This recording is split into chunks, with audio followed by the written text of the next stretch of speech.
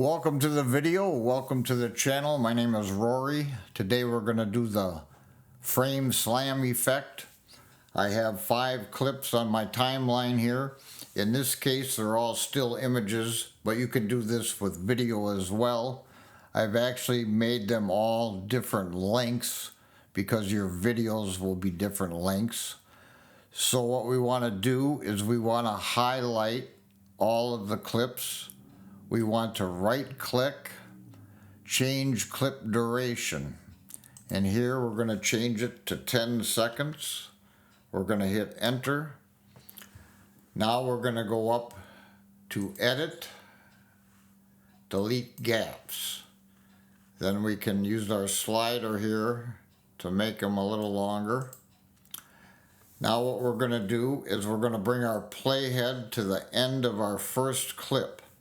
We're going to hit our left arrow key twice to go back 2 frames. We're going to drag our second clip up to match that playhead. I'm going to drag this down so we got a little more room. You want to repeat that process with each clip. Back 2 frames, drag this one up. Continue with all of your clips. Now we have all of our clips where they should be. Now what we're going to do, we're going to come up here to our effects tab. We're going to search in Open Effects for the transform. We're going to drag that onto every clip, but not the first clip. So these 4 clips, we're going to drag the transform onto each clip. Our third one and our 4th one. Now what we're going to do, we're going to bring our playhead to the beginning of our second clip. We're going to highlight it. We're going to come up here, make sure you're in the effects tab of your inspector window. At the Y position, we're going to set a keyframe and we're going to bump that all the way up to 0.5. Now we're going to come ahead to the end of this first clip.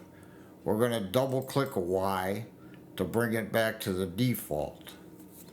We're going to go ahead to our next clip, highlight it, set a keyframe at the Y position, bump that up to the 0.5, come to the end, double click to back to the default. Repeat this with every clip.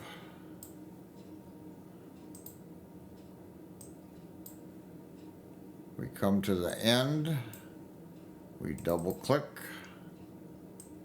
Our last clip, keyframe, bump it up, come to the end, double click.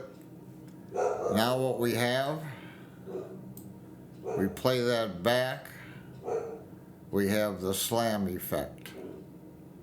Pretty simple.